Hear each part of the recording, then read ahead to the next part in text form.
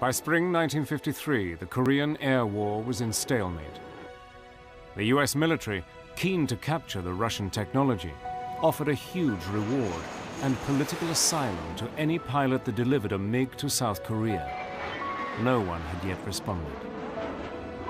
The Americans were especially anxious to get their hands on a MiG-15. The Americans made an offer of $100,000, equivalent to several $1 million today, and political asylum for the first pilot who would defect and deliver a MiG intact. A 21-year-old North Korean pilot, Lieutenant No Kum-sok, an ardent anti-communist, was already planning one of the most spectacular escapes from the communist bloc.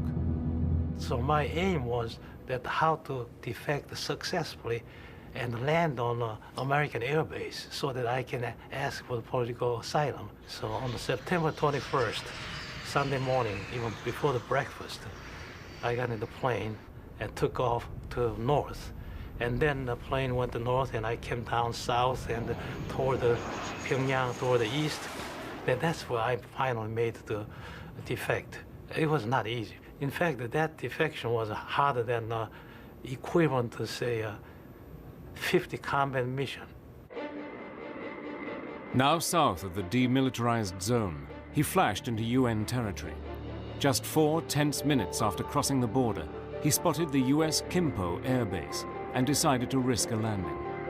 Radar people missed me, and also anti-aircraft gunners I was afraid of, they missed me. He decided to land when, to his amazement, he saw a Sabre coming straight towards him at the opposite end of the runway. Well, he hadn't seen me, so we landed together, both ends. And then we passed in the runway, and of course I knew he was there, he was coming down, but he hadn't seen me until we passed. Then after passed, of course he was frightened. That at the end of the runway, he stopped the engine and he jumped out. And he was wondering what kind of nuts landed from the wrong side. Commanders at the base panicked, thinking the war had started again, and scrambled every plane they had.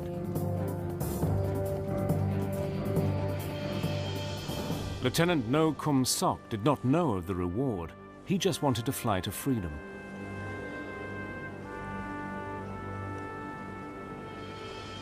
The surrendered MiG-15 was taken to Okinawa, where it was dismantled and rigorously examined.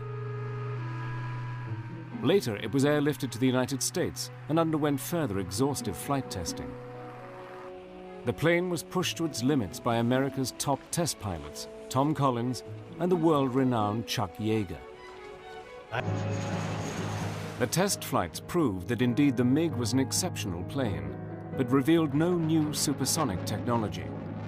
The defector, Lieutenant No Kum-sok, went to work for the US government and became an American citizen.